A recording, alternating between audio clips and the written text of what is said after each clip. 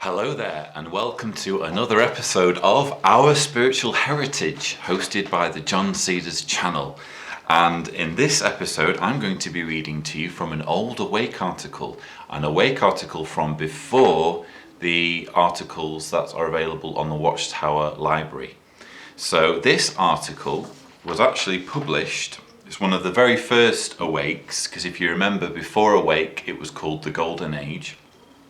And this Awake has actually been very kindly sent in to me by one of my viewers, and I'm going to be sending it back to her because it's quite dear to her. It's from 1947. You can see that the pages are quite old and brown.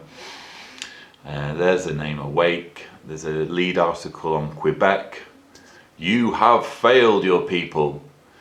And yeah, so that's the Awake, and you can see there it says January 8th, 1947, semi-monthly. So I'm not making this up, that is a genuine 1947 Awake article.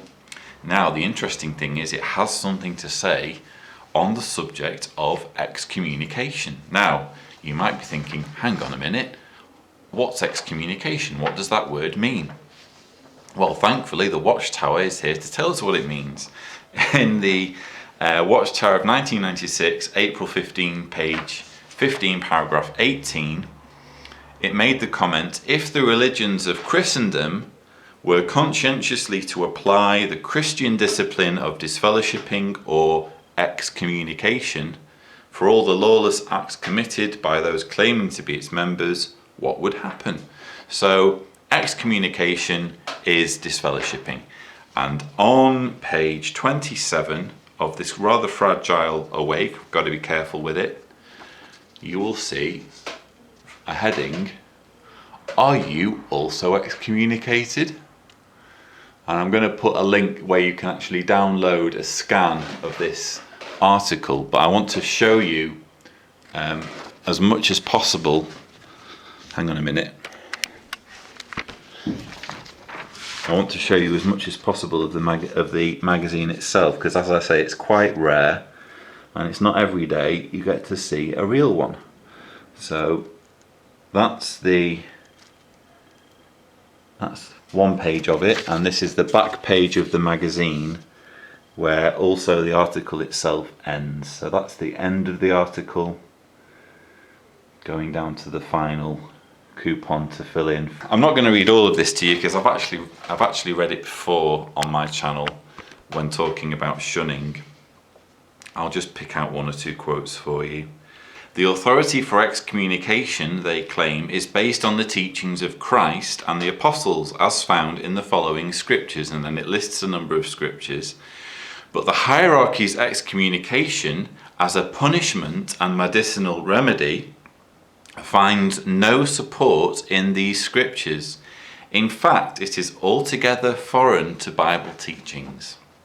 Where then did this practice originate? The Encyclopedia Britannica says that papal excommunication is not without pagan influence, and its variations cannot be adequately explained unless account be taken of several non-Christian analogues of excommunication.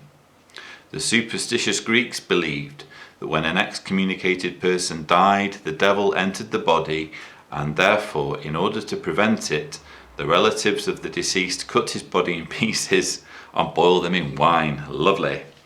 Even the Druids had a method of expelling those who lost faith in their religious superstitions. It was therefore after Catholicism adopted its pagan practices, AD 325, that this new chapter in religious excommunication was written. So there you have it, folks. Disfellowshipping is of pagan origin.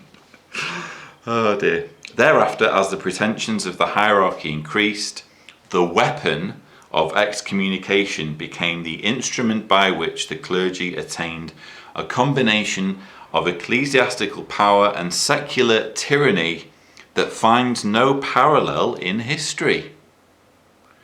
Sounds rather denouncing of disfellowshipping there.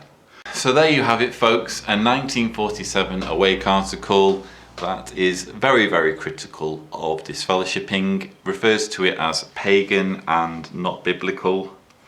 Isn't it interesting that it isn't available on Watchtower Library? Anyway, thank you for watching and see you again soon.